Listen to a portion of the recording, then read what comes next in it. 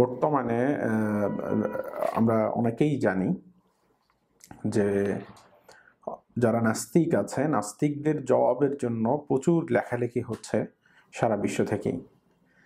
তো এরপরেও নাস্তিকতা বা নাস্তিকতার যেই সয়লাব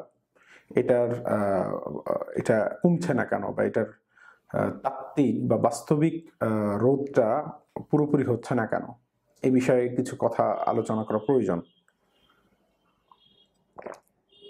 সর্বপ্রথম যে বিষয়টা বলা দরকার সেটা হলো যে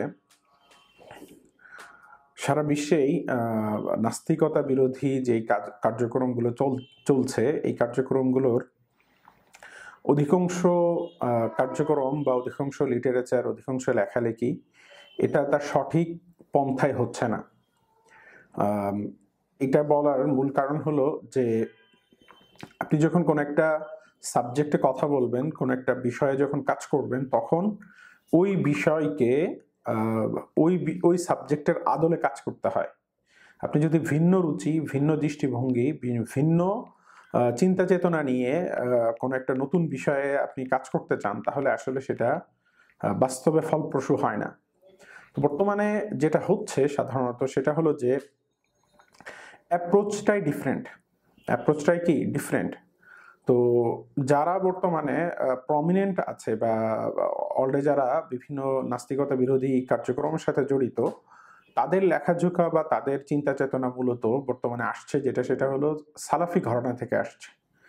এবং এই সালাফি ঘরানার বিরুদ্ধে বড় একটা ক্রিটিক হলো যে তারা আকলি বিষয়ের বিরোধী, অর্থাৎ শরিয়াতের বিভিন্ন বিষয়ে তারা আকল ব্যবহার যেটা আছে, অর্থাৎ আকলকে ইউজ করা তারা সম্পূর্ণ বিরোধী। তো কোন একটা মানহাজ, কোন একটা চিন্তা চেতনা, কোন একটা ফিকির, কোন একটা মানহাজ যদি এমন হয় যে তারা লজিক, যুক্তি, আকল এটার সম্পূর্ণ বিরোধী হয়, এবং তাদের দ্বারা প্রভাবিত লোকজন যদি এমন একটা দলের সাথে কাজ করতে যায় যারা ট্রুলি, একেবারে পিওরলি যারা আকল নির্ভর বা পিওরলি যারা বস্তুবাদী, হ্যাঁ, লজিক নির্ভর, যাদের কাছে আসলে কোরআন সুন্নাহর কোনো যাদের কোনো মর্যাদাই নেই, যারা কোরআন সুন্নাহর কোনো গ্রহণযোগ্যতাই যারা দেয় না, এমন লোকদের সাথে যখন এমন একটা দল কথা বলছে, এমন একটা দল ডিল করতে যাচ্ছে, যাদের কাছে আকল ব্যবহারটাই কেমন যেন একটা হারাম পর্যায়ের বিষয়। তো এমন দুই দল যখন পরস্পর মুখোমুখি হচ্ছে এবং প্রত্যেকের আন্ডারস্ট্যান্ডিং, চিন্তা চেতনা, ফিলোসফি ডিফারেন্ট, তাদের চিন্তা কথা বলার ধরনই ডিফারেন্ট, তখন কিন্তু আসলে জিনিসটা ম্যাচ করছে না। এজন্য ইন্টারন্যাশনালি যারা নাস্তিকতা বিরোধী কাজ করছেন, আমরা দেখতে পাচ্ছি যে এরা চেষ্টা করছেন, এদের ফিলোসফি হলো যে নাস্তিকদের সাথে কথা বলার জন্য অনেকেই, যেটা ইবনে তাইমিয়া রাহিমাহুল্লাহ দ্বারা প্রভাবিত হয়ে তারা মানুষকে বোঝানোর চেষ্টা করছেন যে আমরা মানুষের ফিতরত জাগানোর চেষ্টা করি। কি করি? তারা বলে যে আমরা লজিক্যাল যেই অ্যাপ্রোচ আছে নাস্তিকতা খণ্ডনের জন্য, যেই কালামি অ্যাপ্রোচ, লজিক্যাল অ্যাপ্রোচ, এই অ্যাপ্রোচটাকে যেহেতু ইবনে তাইমিয়া রাহিমাহুল্লাহ বাদ দিয়েছেন, ইবনে তাইমিয়া রাহিমাহুল্লাহর সারা জীবনের সাধনা ছিল এটাই যে উনি কালামের বিরোধিতা করেছেন। তো ইবনে তাইমিয়া রাহিমাহুল্লাহর এই কালামের বিরোধিতা, কালাম বিরোধী হওয়া, এটা মূলত কি করেছে, এই যে এটাকে জিনিসটাকে মানে কঠিন করে দিয়েছে, যে লজিক বিরোধিতা বা যুক্তির ব্যবহার না থাকা, এই বিষয়গুলোকে আরো জটিল করে দিয়েছে ইবনে তাইমিয়া রাহিমাহুল্লাহর এই অ্যাপ্রোচটা। তো যার কারণে উনার দ্বারা প্রভাবিত সালাফি যে মানহাজ আছে, এই সালাফি মানহাজ ওনার দ্বারা, ইবনে তাইমিয়া রাহিমাহুল্লাহ দ্বারা প্রভাবিত সালাফি মানহাজটা কি করছে, বেসিক্যালি ওনার ওই চিন্তা চেতনা, অর্থাৎ আকল ব্যবহার না করা। কেউ কেউ তো যারা সালাফি মানহাজকে বলে যে আমরা সালাফি মানহাজের, কিন্তু ইবনে তাইমিয়া রাহিমাহুল্লাহর আকল বিরোধী বা যুক্তি বিরোধী যে মিশন, সেখান থেকে সরে আসছে। এজন্য আপনি দেখবেন যে যারা যৌক্তিক জবাব দেওয়ার চেষ্টা করে, তাদেরকে কিন্তু সালাফি শায়েখরা কি বলে, তাদেরকে গুমরা ইত্যাদি বলে, এবং এদের এই অ্যাপ্রোচটাকে কিন্তু সালাফি শায়েখরা সমর্থন দেয় না। যারা যৌক্তিকভাবে, যুক্তির আলোকে যারা কি করতে চায়, আপনার নাস্তিকদের জবাব দেওয়ার চেষ্টা করে, তাদেরকে কিন্তু সালাফি শায়েখরাই তাদের নিন্দামন্দ করে থাকেন এবং তাদের সমালোচনা করে থাকেন। তো এটা একটা বড় বিষয় যে এটা একটা চিন্তা চেতনা বা ফিক্রি বড় একটা সমস্যা সালাফি মানহাজের ভিতরে। তো এখন এই সালাফি মানহাজ যখন কি করতে যাচ্ছে, নাস্তিকতার সাথে ডিল করতে যাচ্ছে, যে এটা অনেকটা ফিলোসফির সাথে রিলেটেড, যুক্তি আকলের সাথে রিলেটেড, তখন এটা ফাইট করে পারতেছে না মৌলিকভাবে। কেন না পারার রিজনটা এটাই যে তারা চেষ্টা করছে মানুষকে যে ফিতরাত জাগিয়ে তোলার জন্য। ইবনে তাইমিয়া রাহিমাহুল্লাহ যেটা শিখিয়েছেন, তো মেইন ব্যাপার হলো যে মানুষের ফিতরাত জাগিয়ে তোলা, ফিতরাতকে আকল থেকে আলাদা করে দেওয়া, ফিতরাত এক জিনিস আকল আর এক জিনিস, এভাবে জিনিসটাকে যে ডাইমেনশনে ইবনে তাইমিয়া রাহিমাহুল্লাহ নিয়ে গিয়েছেন, এটা আসলে এটাই পুরা একটা সঠিক মানহাজের উপরে ছিল না। বরং আহলুস সুন্নাহ ওয়াল জামায়াতের উলামা ইকরাম যেই তর্স ছিল, কালামি যে সিস্টেম, সেটা হলো যে মানুষের ফিতরাত যেটা আছে, আল্লাহ তাআলা আকল এটা ফিতরাতেরই একটা অংশ। আকল কি? ফিতরাতের একটা অংশ। এজন্য যখন আমরা ফিতরাতের কথা বলি, ফিতরাত এটা একটা ব্রড জিনিস, এটা একটা বড় জিনিস, এটা খুব সংকীর্ণ কোনো বিষয় না। তো ইবনে তাইমিয়া রাহিমাহুল্লাহ যে আকল বিরোধিতার যে একটা শুরু করেছিলেন মিশন, এবং এই আকল বিরোধিতার মিশনের ক্ষেত্রে উনি যেটা করেছেন সেটা হলো যে উনি এর বিপরীতে, আকলের বিপরীতে এসে ফিতরাতকে ইউজ করার চেষ্টা করেছেন, যে আমাদের জন্য আল্লাহ তাআলার অস্তিত্ব প্রমাণের জন্য ফিতরাত যথেষ্ট, এখানে আমাদের আকল যুক্তি লজিক এগুলো দরকার নেই। কাইন্ড অফ একটা সিনারিও ওনাদের চিন্তা চেতনার ভিতরে এরকম ছিল, যেটা কালামি অ্যাপ্রোচের বিরোধিতার জন্য উনি এটা শুরু করেছিলেন। তো আমাদের উলামা ইকরাম যেটা বলেন সেটা হলো যে ফিতরাতের অংশ, আকলটা ফিতরাতের বাইরে না, আর আকল বাদ দিয়ে ফিতরাত কাজও করবে না। ফিতরাত কাজ করার জন্য আপনার আকল প্রয়োজন, এবং সেটার আকলের যে সমস্ত বিষয়, আকলের যুক্তির যে সমস্ত বিষয়, লজিকের যে সমস্ত বিষয়, এগুলোই ফিতরাতের অংশ। মানুষকে আল্লাহ তাআলা আকল সহই বানিয়েছেন। তো এই যে বিষয়টা, এই বিষয়টা কিন্তু মানে খুবই সিরিয়াস একটা বিষয় এবং খুবই গুরুত্বপূর্ণ একটা বিষয়, যে ফিতরাতকে এবং আকলকে একটা আর একটার মুখোমুখি দাঁড় করানো। এটা একটা বড় ভুল ছিল ইবনে তাইমিয়া রাহমাতুল্লাহ আলাইহির। এই ভুলের উপরে কিন্তু বর্তমান নাস্তিকতার বিরুদ্ধে যে মিশন চলছে সারা বিশ্বে, সালাফিদের পক্ষ থেকে যেই নাস্তিকতা বিরোধী যে কাজগুলো করা হচ্ছে, এই বুনিয়াদী ভুলের উপরে দাঁড়িয়ে আছে। এজন্য তারা কালামি যে অ্যাপ্রোচ, লজিক্যাল যে অ্যাপ্রোচ, ফিলোসফিক্যাল যে অ্যাপ্রোচ, আল্লাহ সুবহানাহু ওয়া তাআলার অস্তিত্ব প্রমাণ করার জন্য, নাস্তিকতা বিরোধী বিষয়গুলোকে খণ্ডন করার জন্য যে লজিক্যাল অ্যাপ্রোচ ছিল, এটাকে তারা ছেড়ে দিয়েছে কাইন্ড অফ। কেউ কেউ ধরেছে, বাকি যারা ধরেছে তাদেরও সমালোচনা আছে সালাফিদের পক্ষ থেকে।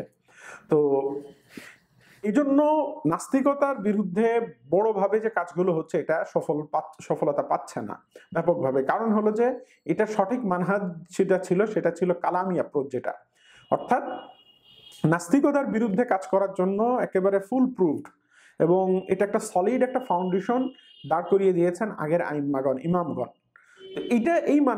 এই মানহাজটা সম্প্রতি গত 100-150 বছরে এটাকে বাদ দিয়ে, এবং কালামি মানহাজকে বাদ দিয়ে একদল লোক যারা সংস্কারের দাবি তুলেছিল, কালামের সাথে শত্রুতা শুরু করেছিল, এই ধরনের লোকজন ইবনে তাইমিয়া রাহিমাহুল্লাহর এই ফিতরাতি যে মানহাজ আছে, এই ফিতরাতি মানহাজটাকে রিপ্লেস করার চেষ্টা করছেন, যেটা সালাফি দাওয়াতের মাধ্যমে ওনারা চেষ্টা করছেন। তো এটা আসলে আমরা দেখতে পাচ্ছি 50-100 বছর যাচাই করে আমাদের দেখতে পাচ্ছি যে এই মিশনটাও ফেইল্ড, এটা বাস্তবে কোনো সফলতা আনে নাই। অর্থাৎ কালামি মিশনের পরিবর্তে যে সমস্ত প্রস্তাবনা রাখা হয়েছে, আমি এখানে সংক্ষেপে বলে নেই বিষয়গুলো, যে কালামি মিশনের পরিবর্তে কয়েকটা প্রস্তাবনা আমাদের সামনে পেশ করা হয়েছে। একটা প্রস্তাবনা ছিল যেটা বেশ পুরাতন, কিন্তু এটা অনেক প্রসিদ্ধ, সেটা হলো যে ইমাম গাজালি রাহিমাহুল্লাহর বিভিন্ন কিতাব থেকে, আল মুনকিদ মিন আদ-দালাল বা এই জাতীয় কিতাব থেকে উনি বলেছেন যে আমি ফিক শাস্ত্র নিয়ে চর্চা করেছি, কালাম নিয়ে চর্চা করেছি, আরো অনেক শাস্ত্র নিয়ে আমি কাজ করেছি, কিন্তু আমি দেখেছি যে হাকিকত, বাস্তবতা বোঝার জন্য সবচেয়ে বেশি কার্যকরী হলো তাসাউফ। এরপরে তিনি তাসাউফে নিমগ্ন হয়েছেন। কিন্তু প্রশ্ন হলো যে ইমাম গাজালি রাহিমাহুল্লাহ উনি এই যে কালামের অ্যাপ্রোচ থেকে তাসাউফে শিফট করলেন, এটা কি ওনার পুরোপুরি শিফট ছিল? এর মানে কি এই যে উনি কালামকে পুরোপুরি ছেড়ে দিয়েছেন, তাসাউফকে কালাম দিয়ে রিপ্লেস করার চেষ্টা, মানে কালামকে তাসাউফ দিয়ে রিপ্লেস করার চেষ্টা করেছেন, এটা কি উনি করেছেন? না, এটা উনি করেন নাই। ইমাম গাজালি রাহিমাহুল্লাহ ফিকহের সমালোচনা করেছেন, কিন্তু তিনি কি ফিক ছেড়ে দিয়েছেন? নো, ইমাম গাজালি রাহিমাহুল্লাহ ফিকহের সমালোচক ছিলেন, ফিকহের উলামা ইকরামের বিভিন্ন ভুল ত্রুটি নিয়ে উনি কথা বলেছেন, যেহেতু উনি ওটা জানতেন পারতেন, তো সমালোচনা উনি করেছেন ঠিক। তো কিন্তু উনি কি করেন নাই, উনি ফিকটাকে ছেড়ে দেন নাই। একইভাবে উনি কালামের সমালোচনা করেছেন বা কালামের অ্যাপ্রোচের বিভিন্ন ধরনের ভুল ত্রুটি নিয়ে কথা বলেছেন, কিন্তু উনি কালামকে ছেড়ে দেন নাই। উনি এটা বলেন নাই যে তাসাউফি যথেষ্ট, আমার ফিক দরকার নাই, আমার কালাম দরকার নাই, এটা বলেন নাই। এর দলিল কি? দলিল হলো যে উনি তাসাউফ চর্চা করার পরেও উনি কি করেছেন, কালামের উপরে আবার বুনিয়াদি বেশ কিছু কিতাবও লিখেছেন।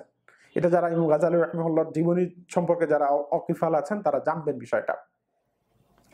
তো এই জন্য এই যে পয়েন্টটা, এই যে কথাটা আমরা বলছি এখানে, এটা গুরুত্বপূর্ণ যে ফিক এবং কালামের বিপরীতে ইমাম গাজালি রাহিমাহুল্লাহকে পেশ করা, এবং অনেকেই যা পেশ করেন, এটা তাদের একটা, আমি মনে করি যেটা ভুল অ্যাপ্রোচ। কারণ ইমাম গাজালি রাহিমাহুল্লাহ যেই আঙ্গিকে সমালোচনা করেছেন এবং যেই বিষয় নিয়ে সমালোচনা করেছেন, উনি কালামকে তাসাউফ দিয়ে রিপ্লেস করার চেষ্টা করেননি। উনি কি করেননি, উনি বলেন নাই যে কালামের দরকার নাই, আমি তাসাউফই যথেষ্ট আমাদের মুক্তির জন্য, আমাদের বাস্তব জীবনে, কথা উনি বলেন নাই। বরং উল্টো উনি তাসাউফ চর্চার পাশাপাশি উনি কালামের উপরেও আলাদা কিতাব লিখেছেন তাসাউফ চর্চা শুরু করার পরে। তো এই জন্য এই যে শাস্ত্রীয় যে আমরা বুনিয়াদি একটা চিন্তা চেতনার ভুল, এরপরে যেটা আসছে ইমাম গাজালি রাহিমাহুল্লাহর পরে অনেকে এটা চেষ্টা করছেন যে আমরা কালামি অ্যাপ্রোচ বাদ দিয়ে সরাসরি কুরআন সুন্নাহর দিকে ফিরে যাব। এটাও বাস্তবে কাজ করে নাই। কেন? কারণ হলো যে আপনার কুরআন সুন্নাহটাই, কুরআন সুন্নাহর কালাম যেটা আসছে, ইলমুল কালাম, এটা মূলত কুরআন সুন্নাহ থেকে আসছে। কুরআন সুন্নাহতেই কালামের মূল লজিক্যাল যেই জিনিসগুলো আছে, ফাউন্ডেশনগুলো কুরআন সুন্নাহতেই আছে। তো আপনি যখন কালামকে ছেড়ে দিচ্ছেন এবং বলছেন আমি কুরআন সুন্নাহকে ধারণ করব, তো কেমন যেন একই জিনিসকে আপনি কুরআন সুন্নাহ থেকে প্রতিষ্ঠিত বিষয়কে আপনি অস্বীকার করতে যাচ্ছেন, এটা তো বাস্তব না।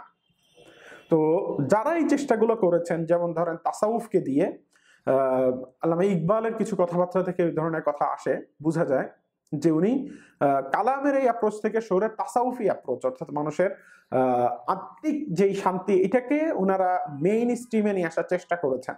এবং এই অ্যাপ্রোচটা আমাদের উপমহাদেশেও কিছুটা মানে প্রতিষ্ঠিত হয়ে গেছে, বা কিছুটা এটার গুরুত্ব পেয়েছে আমার কাছে মনে হয়েছে।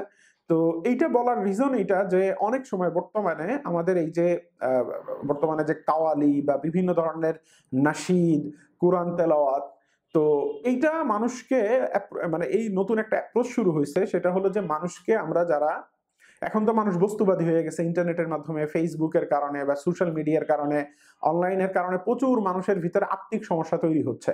মানুষ আত্মিকভাবে কিছুটা তাদের ভিতরে শূন্যতা তৈরি হচ্ছে মানুষের ভিতরে। তো এই শূন্যতাকে পূরণ করার জন্য আমরা অনেকেই কোরআন তেলাওয়াত শুনলে ভালো লাগে, অনেকেই গজল শুনলে ভালো লাগে, হামনাত শুনলে ভালো লাগে।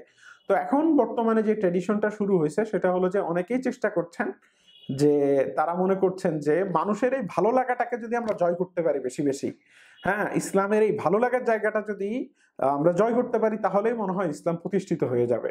বিষয়টা আসলে এমন না। কারণ হলো যে কোনো কিছু আপনার যদি ভালো লাগার উপরে দাঁড়িয়ে থাকে, আপনার ইসলাম এবং দ্বীন ও ইসলামের বিশ্বাস সবকিছু যদি আপনার ভালো লাগা পছন্দের উপরে দাঁড়িয়ে থাকে, তাহলে এটা স্থায়ী হওয়ার চান্স খুবই কম।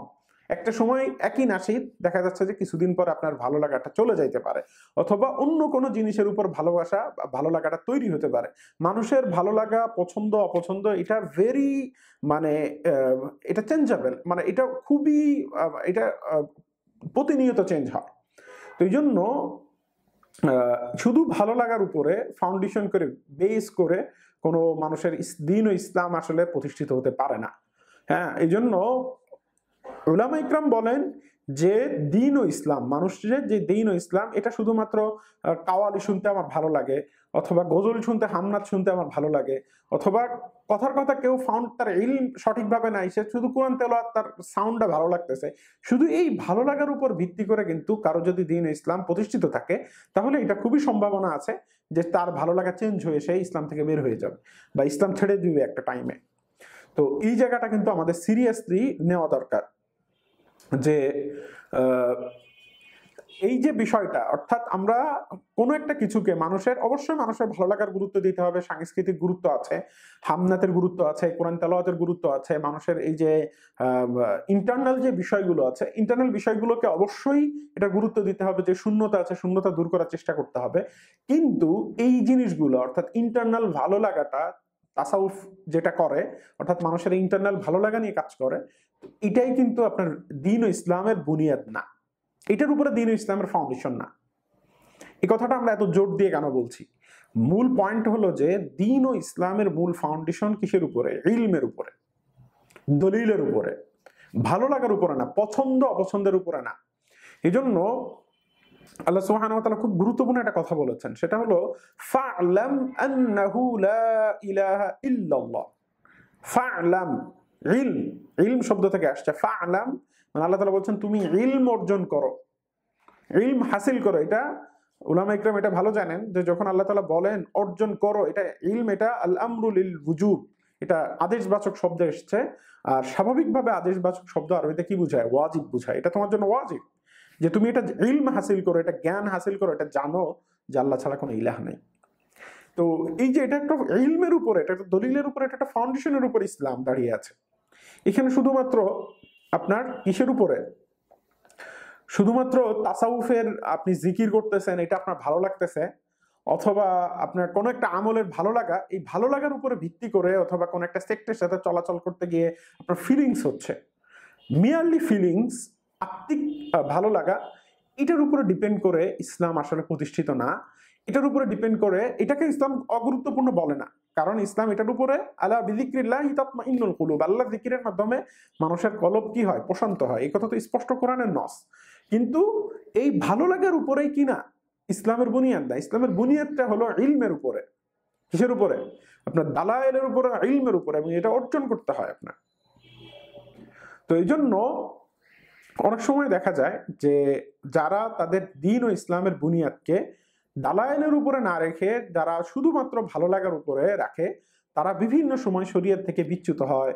তাদের নানা ধরনের বিচ্যুতি আমরা দেখে থাকি বিভিন্ন সময়ে। তো এটা একটা বড় ধরনের সমস্যা, এটা বড় ধরনের সমস্যা। এই জন্য যারা এটা চেষ্টা করেছেন ইতিহাসে যে আমরা দালিলিক অ্যাপ্রোচ থেকে বের হয়ে, যৌক্তিক অ্যাপ্রোচ থেকে বের হয়ে আমরা কি করব? আমরা তাসাউফ দিয়ে রিপ্লেস করে দিব। কি করব? এখন মানুষ যৌক্তিক বিষয়, এত জটিল দার্শনিক বিষয় মানুষ ঢুকতে পারতেছে না, তাহলে আমরা কি করব? এখন চলো আমরা মানুষকে কি করি? আত্মিক বিষয়ে মানুষের সলভ করি, মানুষকে তাসাউফ শেখাই, তাসাউফের মাধ্যমে ইসলাম কে জিন্দা করি। এটা মানে একটা লেভেল পর্যন্ত ঠিক আছে, কিন্তু এটা সম্পূর্ণভাবে সঠিক না। যে আপনি কি করবেন? দালিলিক অ্যাপ্রোচ থেকে, আপনার আকলি অ্যাপ্রোচ থেকে, বা ঈমান ও ইসলামের আকায়েদের অ্যাপ্রোচ থেকে পুরোপুরি আকায়েদের বিষয়গুলোকে আপনি কি করবেন? তাসাউফ দিয়ে রিপ্লেস করে ফেলবেন। This is not possible. আর যদি এটা কেউ মনে করে, তাহলে আস্তে আস্তে করে তার ঈমান হওয়ার প্রচুর চান্স আছে, ঈমান হারা হওয়ার। এবং এটা বাস্তব, এটা হচ্ছে। এজন্য দেখবেন যে যারা শুধুমাত্র তাসাউফ চর্চা করে, তাদের ভিতরে প্রচুর গুমরাহি আছে। বিভিন্ন দলে, এটা ইতিহাসে হয়েছে, এখনো হচ্ছে, এবং প্রচুর গুমরা ফেরকা আছে যারা শুধুমাত্র ভালো লাগাটাকে, আত্মিক বিষয়টাকে গুরুত্ব দিয়েছে, আর কোনো বিষয়কে তারা কি করে নাই? গুরুত্ব দেয় নাই। তো এই জন্য এই যে অ্যাপ্রোচটা বর্তমানে, প্রত্যেকটা একটা জিনিসকে রিপ্লেস করে আরেকটা জিনিস আনার চেষ্টা, যারা যেই চেষ্টাটা করেছেন, ইবনে তাইমিয়া রাহিমাহুল্লাহ ইলমুল কালামকে রিপ্লেস করে কি আনার চেষ্টা করেছেন? ফিতরাতি সিস্টেমকে, উনি ফিতরতকে রিপ্লেস করার চেষ্টা করেছেন, কালামি সিস্টেমকে, আকলি জিনিসকে ফিতরত দিয়ে রিপ্লেস করার চেষ্টা করেছেন। এটা ওনার একটা বেসিক, একটা মৌলিক সমস্যা ছিল ওনার চিন্তা চেতনার ভিতরে। এরপরে আরেকটা ওনাদের দাবি ছিল যে আমরা আকলি বিষয়গুলোকে বাদ দিয়ে আমরা সালাফ এবং কুরআন সুন্নাহর দিকে ফিরে যাব। এটাও আসলে বড় কোনো ধরনের সফলতা আসে না, এই চিন্তাটা, এই ফিকিরটা। এরপরে কেউ কেউ চেষ্টা করেছেন, যেমন আমি ডক্টর ইকবালের কথা বলছি, অথবা ইমাম গাজালি রাহিমাহুল্লাহর কথা। কিন্তু ইমাম গাজালি রাহিমাহুল্লাহর বাস্তবতা আমি বললামই যে উনি এটা রিপ্লেস করতে চান নাই। উনি বলেছেন যে হ্যাঁ, আমার এটাতে তাসাউফের গুরুত্ব বেশি হতে পারে, কিন্তু কালামও প্রয়োজনীয় না, কালাম থেকে বের হওয়ার কোনো সুযোগ নাই। পুরোপুরি কালাম ছেড়ে দিয়ে তাসাউফ চর্চা করা, এই মানহাজকে উনি গ্রহণ করেনও নাই, নিজে এটা আমলও করেন না এটার উপরে। তো এই জন্য যারা এই জিনিসগুলাকে এভাবে রিপ্লেস করার চেষ্টা করতেছেন, আপনার দালিলিক অ্যাপ্রোচকে, এই আকলি অ্যাপ্রোচকে বাদ দিয়ে কেউ কোরআন সুন্নাহর দিকে ফিরে যাওয়ার দাবি তুলতেছে, কেউ সালাফের দিকে ফিরে যাওয়ার দাবি তুলতেছে, কেউ ফিতরাতের দিকে ফিরে যাওয়ার দাবি তুলতেছে, কেউ তাসাউফ এবং আত্মিক প্রশান্তির দিকে ফিরে যাওয়ার দাবি তুলতেছে। অল অফ দোজ থিংস, এই যে এক একটা দাবি, একটা জিনিসকে আর একটা জিনিস দিয়ে রিপ্লেস করার যে দাবি, এগুলো বাস্তব না এবং এগুলো সঠিক না। এটার যে রেজাল্ট পুরো ওয়ার্ল্ডে আমরা যে বিক্ষিপ্ততা, চিন্তা চেতনা, ফিক্রি যে সমস্যাগুলো দেখছি, এটা হলো যে এই একটা জিনিস যেটা প্রয়োজনীয় ছিল এবং উম্মত হাজার বছর ধরে যে জিনিসটাকে ধারণ করেছে, চর্চা করেছে, যেটা দিয়ে ইসলামকে তারা যেই মানে প্রোটেক্ট করেছে, ইসলামকে সংরক্ষণ করেছে যেই সমস্ত বিষয় দিয়ে, সেগুলোকে ছেড়ে দিয়ে আমরা এই ছোট ছোট জিনিস যেগুলোর কোনো বেস নাই, ভিত্তি নাই, ফাউন্ডেশন নাই, মানুষের ভালো লাগা, মানুষের পছন্দ অপছন্দ তো চেঞ্জ হয়, মানুষের ওটাকে কি বলে, মানুষের রুচি, এটা তো রেগুলার চেঞ্জ হয়। এই জন্য এটা প্রতিনিয়ত কলব, কলব শব্দের মানেই হলো যে যেটা চেঞ্জ, পরিবর্তনশীল। তো কলব, অন্তর, মানুষের এগুলো পরিবর্তনশীল, ভালো লাগা, পছন্দ অপছন্দ এগুলো পরিবর্তনশীল। এগুলোর উপরে ভিত্তি করে পুরোপুরি দ্বীন ইসলাম প্রতিষ্ঠিত না। দ্বীন ইসলাম প্রতিষ্ঠিত ইলমের উপরে, দালায়েলের উপরে, শরীয়তের উপরে প্রতিষ্ঠিত। হ্যাঁ, এর পাশাপাশি শরীয়ত দুটোকে কম্বাইন করেছে, আপনার ভালো লাগা, আপনার আত্মিক প্রশান্তি, এবং শুধুমাত্র ইলমের নাম শরীয়ত না, আবার শুধুমাত্র ভালো লাগার নাম শরীয়ত না। শরীয়ত দুটো জিনিসকে, মানুষের বাহ্যিক এবং আত্মিক, আকলি সব বিষয়গুলোকে শরীয়ত সামঞ্জস্যশীল করেছে এবং এটা ব্যালেন্স করেছে। আপনার যেমন শরীয়ত আকলিভাবে আপনার শরীরের বিষয়গুলো আপনার কাছে যৌক্তিকভাবে, আকলিভাবে এটা আপনার কাছে অবশ্যই প্রমাণিত হইতে হবে, কোরআন সুন্নাহর বিষয়গুলো, দ্বীন ও ইসলামের বিষয়গুলো। একইভাবে আপনি আপনার ফিলিংসের মাধ্যমে, আমলের মাধ্যমে, নামাজের মাধ্যমে, জিকিরের মাধ্যমে, ওয়াজায়েফের মাধ্যমে আপনি এটার আত্মিক বিষয়টাও আপনি সমাধান করবেন। একটা আর একটা রিপ্লেসমেন্ট কেন করার চেষ্টা করবেন আপনি? এটা বাদ দিয়ে এটা ধরার চেষ্টা কেন করবেন? এগুলো হলো ভুল অ্যাপ্রোচ। তো এই বিষয়টা আমার কাছে ইদানিং, যেহেতু এই বিষয়গুলো নিয়ে অনেক আলোচনা হচ্ছে এবং এই অ্যাপ্রোচগুলোকে একজন, বিভিন্ন ধারার লোকজন এসে বিভিন্ন ইসলামের বিভিন্ন শাখা নিয়ে নড়াচড়া করে তারা একটা দিয়ে আরেকটাকে রিপ্লেস করার চেষ্টা করতেছে। তো এই অ্যাপ্রোচটাকে আমরা সঠিক মনে করি না। আমরা অবশ্যই মনে করি ইসলামে তাসাউফের দরকার আছে, ইসলামের রুহানিয়াতের দরকার আছে। ইসলাম শুধু মিয়ারলি কিছু আমলের নাম না, শুধু বিশ্বাসের নাম ইসলাম না। ইসলাম তার দুইটা কাইফিয়াতকেই ঠিক রেখেছে। ইসলাম বিশ্বাসের জায়গায় এটা অটল অবিচল, এটা অকাট্য একটা বিষয়। বিশ্বাসের জায়গায় আপনার কোনো নড়বড়ে অবস্থান থাকা যাবে না, এটা আপনার ইয়াকিনের সাথে আপনার বিশ্বাস করতে হবে। আল্লাহ সুবহানাহু ওয়া তাআলা পবিত্র কোরআনে বলেছেন, ওয়া'বুদ রাব্বাকা হাত্তা ইয়াতিয়াকাল ইয়াকিন। ইয়াকিনের সাথে, সুদৃঢ়তার সাথে কি করতে হবে? ইসলাম পালন করতে হবে। ইমাম আবু হানিফা রাহিমাহুল্লাহর যে বিখ্যাত উক্তি, অনেকে আমরা জানি যে আনা মুমিনুন ইনশাআল্লাহ, এটাকে ওনারা পছন্দ করতেন না। এটা বলতে হবে যে আনা মুমিনুন হাক্কান, আমি আসলেই বাস্তবে আমি বিশ্বাসী এবং এটা আমার দৃঢ় বিশ্বাস আছে। তো এটা যেমন দরকার, ইসলামে কি আছে? রুহানিয়াত আছে, ফিলিংসও আছে, ফিলিংসের গুরুত্ব আছে, মানুষের কলবের বিভিন্ন অবস্থার গুরুত্ব আছে ইসলামে।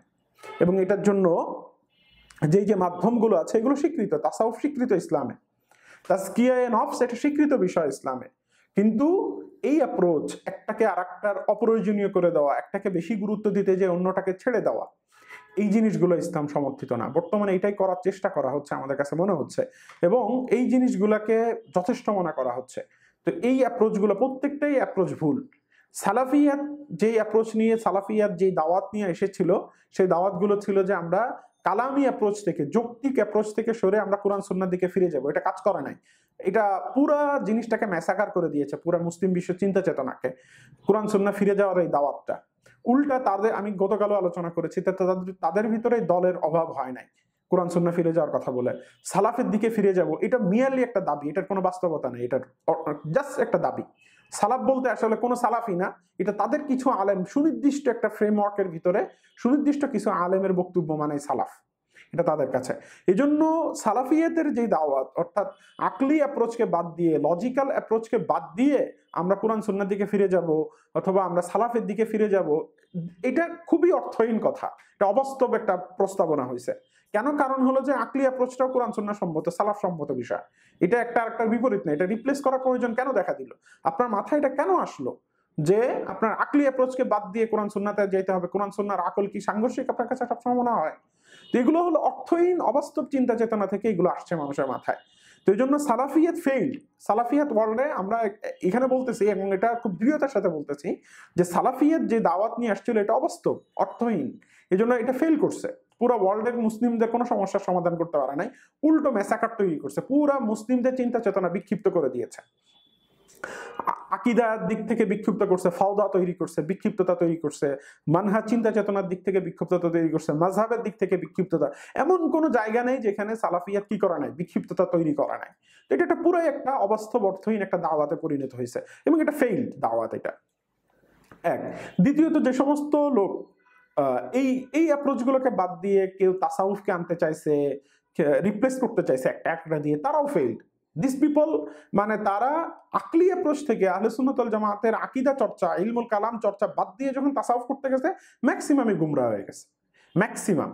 তো এই জন্য এই যে রিপ্লেসমেন্টের চিন্তা চেতনা, ইবনে তাইমিয়া রাহিমাহুল্লাহ ফিতরাতকে আনতে চাইছেন আকলি অ্যাপ্রোচের বিপরীতে, ওনার ওইটাও এটা কাজ করতেছে না। এই জন্য আমি শুরুতেই বলেছি যে ওয়ার্ল্ডে নাস্তিকতা বিরোধী যে দাওয়াত, এটা স্ট্রংলি ইসলামী বিষয়গুলো তার অবস্থান ফিরে পাচ্ছে না। এটার মূল রিজন হলো যে আমরা সঠিক অ্যাপ্রোচে নাই। এখন ওয়ার্ল্ডে আপনি যারা প্রমিনেন্ট যারা আছে তারা দেখবেন এরা চায় মানুষের ফিতরত জাগাইতে। ফিতরত জাগানো এটা আবার কি জিনিস? এইটা ওনার একটা মানে পিকিউলিয়ার একটা আইডিয়া নিয়ে আসছে যে ফিতরত জাগাইতে হবে মানুষের। তো এগুলো নিয়ে আমরা আরো ডিটেলসে আলোচনা করবো পরবর্তীতে ইনশাল্লাহ, যে এই কথাগুলো কেন ভুল, এই অ্যাপ্রোচগুলো কেন ভুল। তো সত্য কথা হলো যে এই বিষয়গুলো যেভাবে আমরা চর্চা করছি এবং যেভাবে বিষয়গুলোকে সামনে আনা হচ্ছে, এগুলো বাস্তব না। এই ফিক্রি বড় বড় ধরনের সমস্যা থাকতেছে এই বিষয়গুলোতে।